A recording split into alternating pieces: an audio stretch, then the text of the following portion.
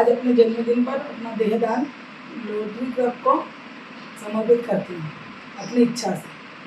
आज मैडम माया मैडम का जन्मदिन है। उनके बहुत समय से इच्छा थी कि मैं अपने मरणोपरांत में अपना शरीर देहदान समाज के काम आए, इसलिए उन्होंने आज रोटरी क्लब के माध्यम से अपना देहदान का फॉर्म भरा और हमारे को क्लब को दिया है, और इसके लिए हम रोटरी क्लब की तरफ से बहुत बहुत आभारी। धन्यवाद। आशीर्वाद नगर की रहने वाली माया शर्मा मैडम, जो कि नगर परिषद में कर्मचारी है और नगर परिषद में अपनी सेवाएं दे रही, साथ ही साथ अपने पति के साथ मिलके एक भोजनालय चला रही है छोटा सा।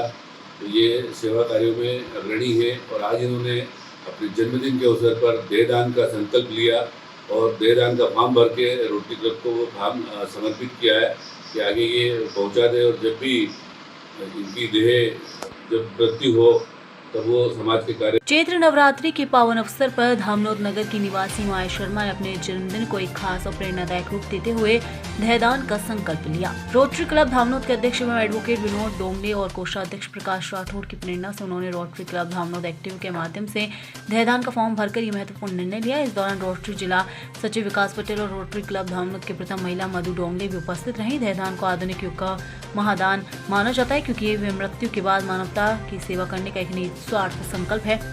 इससे मेडिकल छात्रों को मानव शरीर के अध्ययन में सहायता मिलती है और अंगों के माध्यम से कई लोगों को नया जीवन मिल सकता है। माया शर्मा ने बताया कि उन्होंने अपने परिवार में लोगों की मृत्यु के बाद केवल अंतिम संस्कार होते देखा, जिससे किसी को लाभ नहीं मिला। ये एक युवक के देहदान से प्रेरित होकर उन्होंने निर्णय लिया। उन्होंने कहा कि यदि उनके शरीर के अंग किसी जरूरतमंद के काम आए और किसी परिवार को नया जीवन मिले तो इससे बड़ा संतोष नहीं हो सकता।